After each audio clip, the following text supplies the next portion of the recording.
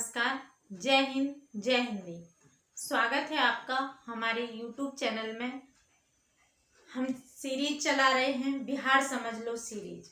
उसी की अगली कड़ी में आज हम बिहार आर्थिक सर्वेक्षण पर बात करेंगे। क्योंकि 25 तारीख को आर्थिक सर्वेक्षण आ गया था, तो कल के पेपर में और नेट वगैरह पे सब जगह कल ये दे दिया गया था। परसों भी कुछ लोगों ने दिया था, पर हमने एक्चुअली में पूरा आर्थिक सर्वेक्षण आपको मिल जाएगा नेट पर, आप सर्च कर सकते हैं, बिहार की साइट पे आपको मिल जाएगा।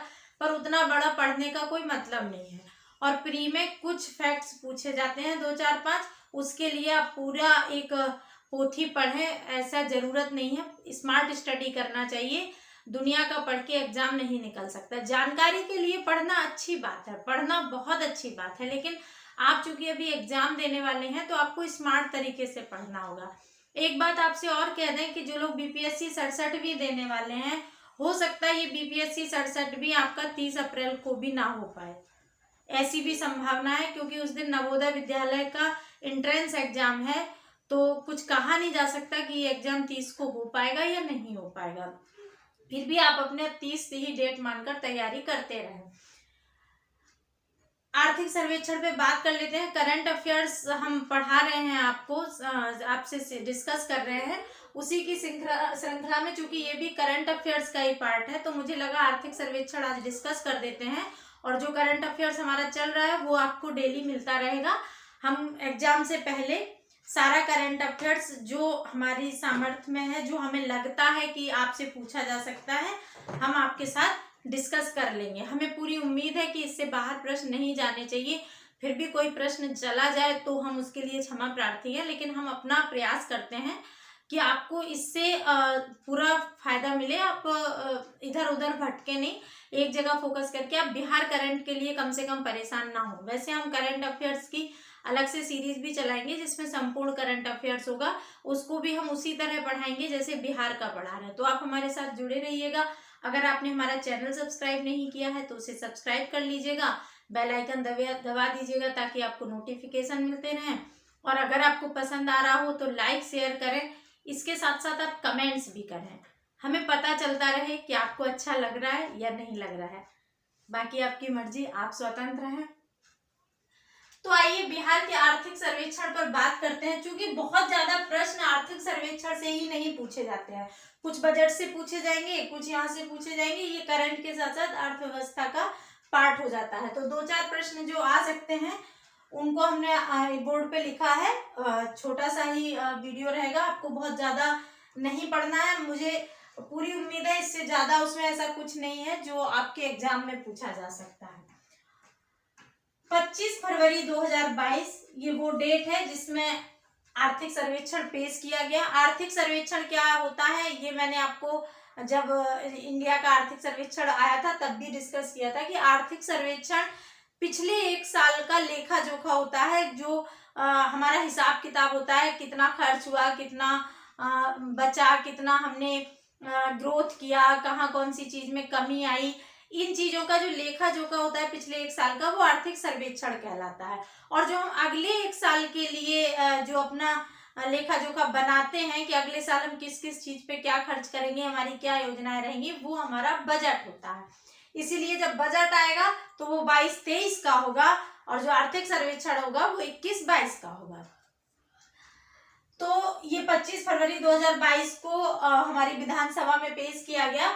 ये उप मुख्यमंत्री ने पेश किया, उप मुख्यमंत्री तारा किशोर प्रसाद जी ने। तारा किशोर प्रसाद जी जो बिहार के उप मुख्यमंत्री हैं, इन्होंने इसे पेश किया।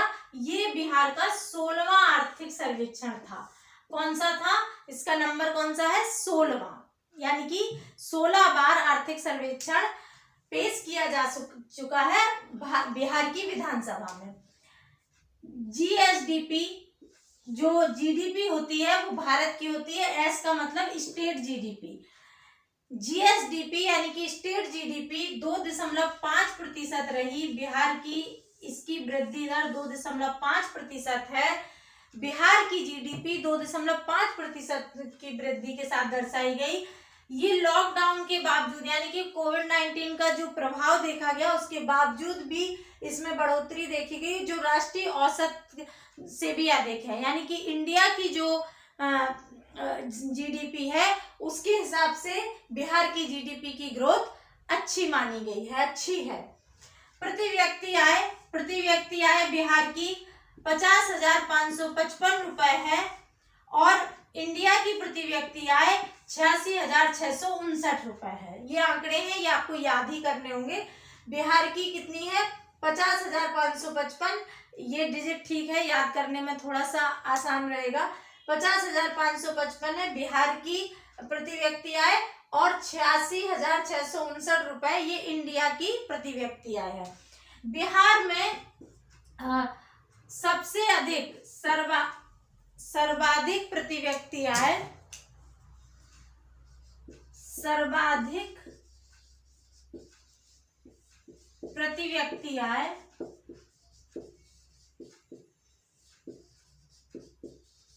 बिहार के परिप्रेक्ष्य में पटना की है, सर्वाधिक पटना की है और इसके बाद बेगूसराय की,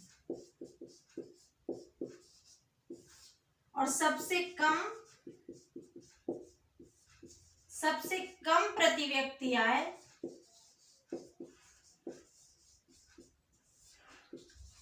हो सकता है ये भी पूछ ले, सबसे कम प्रति व्यक्ति आय शिवहर की है। सर्वाधिक प्रति व्यक्ति आय पटना की है, उसके बाद बेगूसराय की है और सबसे कम प्रति व्यक्ति आय बिहार में शिवहर जिले की है। लास्ट 5 इयर्स में, पिछले 5 सालों में जो तीनों सेक्टर में जो वृद्धि देखी गई है वो इस प्रकार है। लास्ट के 5 सालों में, ये 1 साल का नहीं है, पिछले 5 साल का है। 5 सालों में जो वृद्धि 2016-17 से अभी तक जो वृद्धि देखी गई है वो प्राथमिक क्षेत्र में 2.3% है, द्वितीय क्षेत्र में 4.8% है और तृतीय क्षेत्र में 8.5% है। ये कुछ आंकड़े हैं, ये आपके मेंस में भी काम आएंगे। कृषि व संबद्ध क्षेत्रों में ये वृद्धि 2.1% रही, पशुधन में 10% वृद्धि हुई और मत्स्य पालन में 7%। लास्ट 5 ईयर में प्राथमिक क्षेत्र की जो वृद्धि है वो 2.3% रही, द्वितीय क्षेत्र में 4.8% रही और तृतीय क्षेत्र में 8.5% की ग्रोथ देखी गई। कृषि व संबद्ध क्षेत्रों में 2.1% की ग्रोथ देखी गई, पशुधन के मामले में ये 10% की वृद्धि रही और मत्स्य पालन में 7% की ग्रोथ रेट रही। शहरीकरण के मामले में पिछले 10 वर्षों के आंकड़े में, जो पिछले 10 वर्ष में जो 2011 के आंकड़ा के अनुसार, 2011 के जो जनसंख्या के आंकड़े थे उसके अनुसार बिहार का शहरीकरण 11.3% था, जो बढ़कर 15.3% हो गया। यानी कि 10 सालों में शहरीकरण 11.3% से बढ़कर 15.3% हो गया। तो ये आपके आर्थिक सर्वेक्षण के कुछ आंकड़े थे जो आपके लिए महत्वपूर्ण है। हमने केवल वही आंकड़े दिए जो बहुत जरूरी हैं। एक आध आंकड़ा ऐसा हो सकता है जो इनके अलावा पूछा जाए, मुझे लगता नहीं है, पर अगर होता भी है तो एक आंकड़े के लिए आप पूरी उतना बड़ा ग्रंथ पढ़ें, ये स्मार्टनेस नहीं होगी। आइए एक बार रिकॉल कर लेते हैं।